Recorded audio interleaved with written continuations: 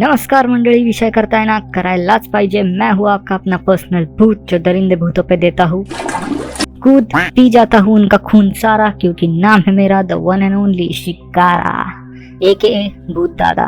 मग विषय का भाई।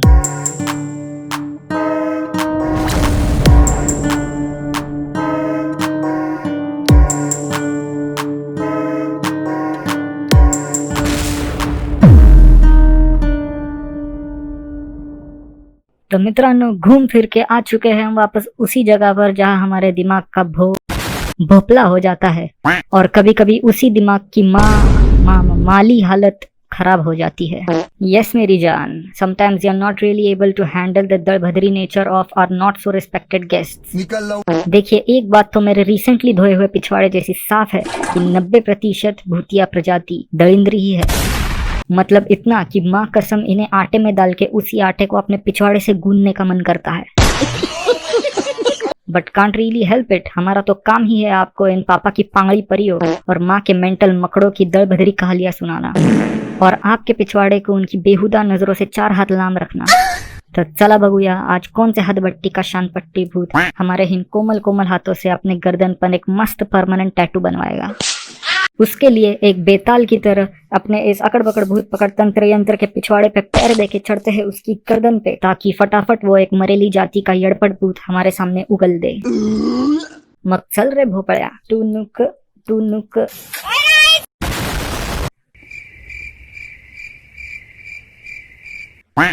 यार, आजकल बहुत टाइम लग गया है भूत मिलने में। मार्केट में खबर फैल गई है कि ये साला भूत दादा अपने शो में बियर देके कुछ और ले लेता है। लगता है बियर की क्वांटिटी बढ़ानी पड़ेगी।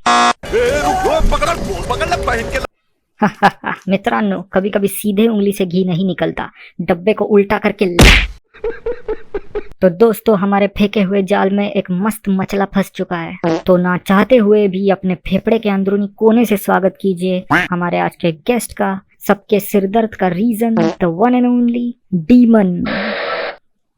ज्यादा बोल रहा क्या रे भूतनी के? इज्जत में रहे बेटा, वरना डीमन से डोरेमोन बना दूंगा। शुरुआत तूने की भाई, तूने क्यों बोला सबके सिर दर्द का रीजन? हाँ, तो तुम होते ही हो साले भूत मारी के। काम भी तो ऐसा करो ना कि लोग बोले वाह कल फिर आना। मेरा मतलब, अगर दर्शकों को पता ना हो तो ये डीमन साले पैदाइशी हरामखोर रहते हैं।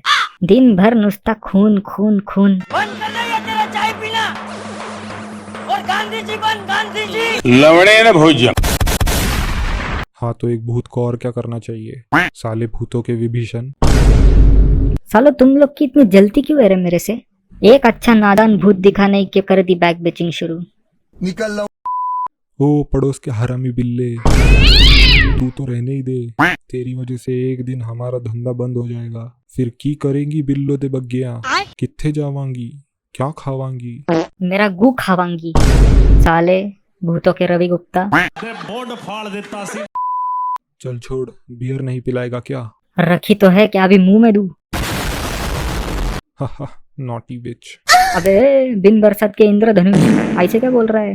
चल इसको बाद में देखते, तब तक अपने भूत जीपीटी का इस्तेमाल करके देखते हैं इसके करियर की सबसे जानफाड़ कहानी। ये कहानी है रमन और निशा की। दोनों कॉलेज में एक साथ पढ़ा करते थे, तभी उन्हें एक दूसरे के प्रति लगाव होने लगा। धीरे धीरे वे समझ गए कि वो एक दूसरे से प्रेम करने लगे हैं। कॉलेज के बाद उन्हें काम भी एक ही जगह पर मिल गया। पूरा दिन काम के बहाने क्यों ना हो वो साथ होते थे। उनका रिश्ता और गहरा होता गया। समस्या बस एक ही थी, उन दोनों के घर वाले। दोनों बहुत ही अलग सामाजिक और धार्मिक व्यवस्था से थे। उनके घर वालों को ये रिश्ता कदापि मंजूर नहीं था। 3-4 साल तक ये चलता रहा, पर वो दिन आ ही गया जब उन्होंने घर वालों के खिलाफ जाकर शादी करना सही समझा। 19 अगस्त 1990 को उनकी शादी हुई। घर वाले कुछ सालों तक काफ़ी नाराज़ रहे, पर उन दोनों को पता था कि उन्हें संतान प्राप्ति होने पर सब मान जाएंगे और सब भुलाकर एक नई शुरुआत करेंगे। पर ऐसा कुछ नहीं हुआ। शादी के 10 साल बाद भी उन्हें संतान प्राप्ति नहीं हुई थी। दोनों बहुत परेशान रहने लगे।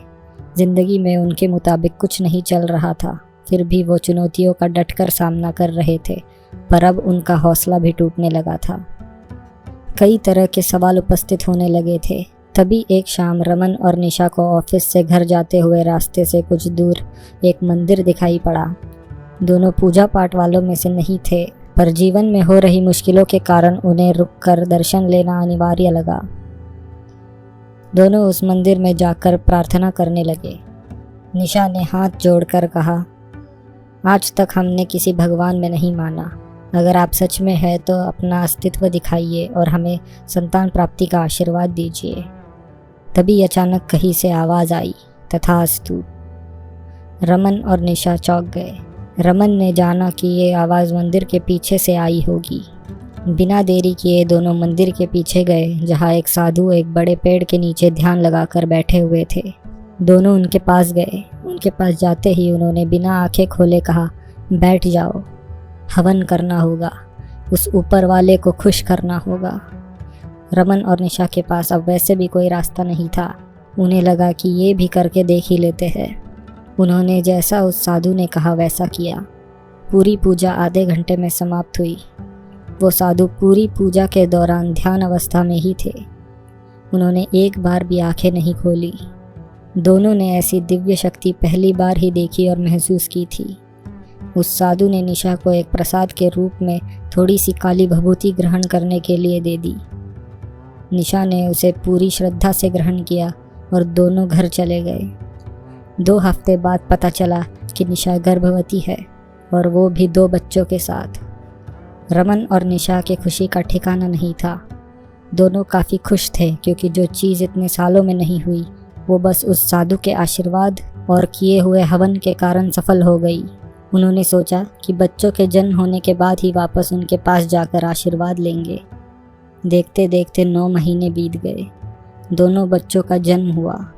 उनका पूरा परिवार अब एक हो चुका था। बच्चों के आते ही सब बैर और मनमुटाव दूर हो चुके थे। उन्होंने दोनों भाई बहनों का नाम जीत और स्वाति रखा। देखते देखते जीत और स्वाति 6 साल के हो गए। उनको बड़ा करने में रमन और निशा उस मंदिर में जाकर उस साधु के दर्शन करना एकदम भूल ही गए। एक दिन आंगन में खेलते हुए जीत और स्वाति के चिल्लाने की आवाज़ आई। निशा दौड़कर देखने गई तो दोनों एक पेड़ के पीछे कुछ ढूंढ रहे थे। उसने पूछा तो उन्होंने कहा एक भयानक शक्ल का व्यक्ति छुपकर उन्हें खेलते हुए देख रहा था। फिर उस पेड़ पर चढ़ गया। निशा ने रमन को आवाज़ लगाई। रमन ने तलाश की, पर उसे ऐसा कोई आदमी नहीं दिखा। दोनों बच्चों को समझाकर वो दोनों अंदर ले गए। 1 हफ्ते तक रोज़ ऐसा होने लगा। शाम होते ही दोनों बच्चों को कोई डरावनी शक्ल का आदमी किसी पेड़ के पास दिखाई पड़ता था, पर और कोई उसे देख नहीं पाता था। रमन और निशा परेशान हो गए। उन्होंने दोनों बच्चों का शाम में खेलना बंद करवा दिया। उन्हें समझ नहीं आ रहा था कि दोनों बच्चों को अचानक हो क्या गया है, क्योंकि ऐसा कोई व्यक्ति उन्हें कभी नहीं दिखा। एक दिन दोनों बच्चों को बेडरूम में सुलाकर रमन और स्वाति हॉल में बातें कर रहे थे। बच्चों के कारण उन्हें बड़ा कम समय मिलता था एक दूसरे के साथ समय बिताने के लिए। आधी रात के 2 बज चुके थे। काफ़ी देर बात करने पर भी दोनों को नींद नहीं आ रही थी। दोनों बाहर टहलने के लिए निकल पड़े। रमन ने हंसते हुए कहा, चलो देखते हैं, शायद वो डरावनी शक्ल का भयानक आदमी दिख जाए। और दोनों हंसने लगे। लेकिन बाहर आते ही उनकी हंसी होठों पर ही जम गई जब उन्होंने अपने दोनों बच्चों का शव उस पेड़ से लटकते हुए देखा। दोनों चिल्ला चिल्ला कर रोने लगे। वो शव पेड़ के इतना ऊपर लटक रहे थे कि किसी का वहां पहुंच पाना मुश्किल था।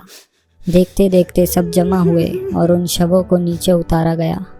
रमन, निशा और पूरे शहर के लिए ये सबसे भयानक और दर्दनाक रात थी। 2 महीने तक दोनों सदमे में ही थे। उन्हें कुछ समझ नहीं आ रहा था कि अचानक ये सब कैसे हो गया। तभी निशा ने कहा, उस मंदिर में उस साधु के पास वापस जाना चाहिए, अब वही रास्ता दिखाएंगे। अगली शाम दोनों उस मंदिर में पहुंच गए। मंदिर में मूर्ति के दर्शन करके मंदिर के पीछे पेड़ के नीचे बैठे साधु से मिलने चले गए। वो अभी भी आंखें बंद किए ध्यान अवस्था में ही बैठे थे, मानो तब से लेके अब तक ध्यान में ही हूँ। उनके आते ही उन्होंने बोला, बैठ जाओ। निशा अपने आप को रोक नहीं पाई और रो पड़ी। उसने साधु को पूरी बात बताई।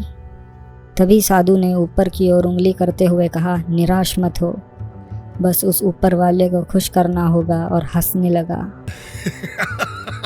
अचानक रमन और निशा का ध्यान ऊपर पेड़ की एक डाली पर पड़ा तो उन्हें एक डरावनी सी शक्ल का भयानक आदमी मुस्कुराते हुए घूर रहा था।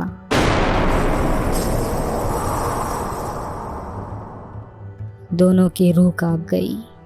साधु अपनी आंखें खोलकर अपनी खून से भरी हुई आंखों से उन्हें देख रहा था।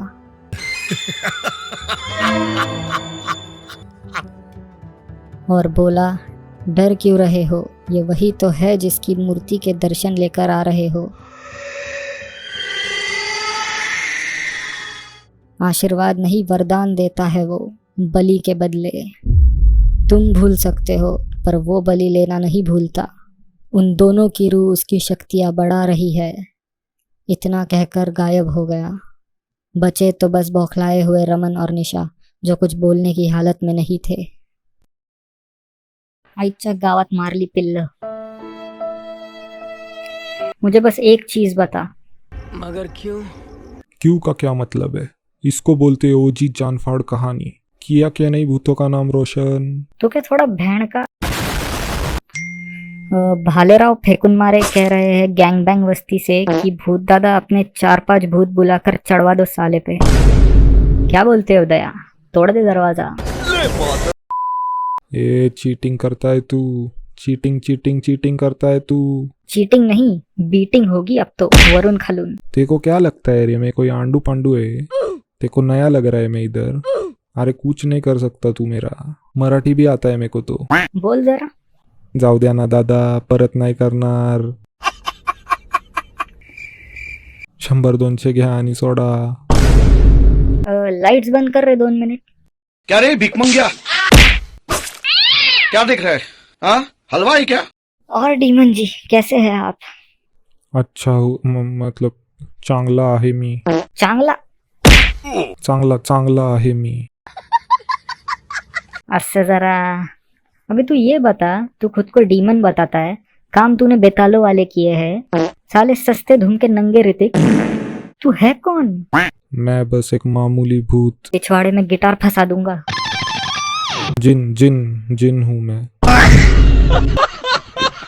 अरे बहन की लाडली गुड़िया, ऐसा विषय है काय? साले बाकी भूतों का नाम क्यों खराब कर रहा है? बोर हो जाता है एक ही प्रकार से लोगों को डराने में। अबे साले, बस इतनी सी बात। एक काम कर, रोज सुबह 4 बादाम नाले के पानी में भिगोकर छिलका उतार के खा।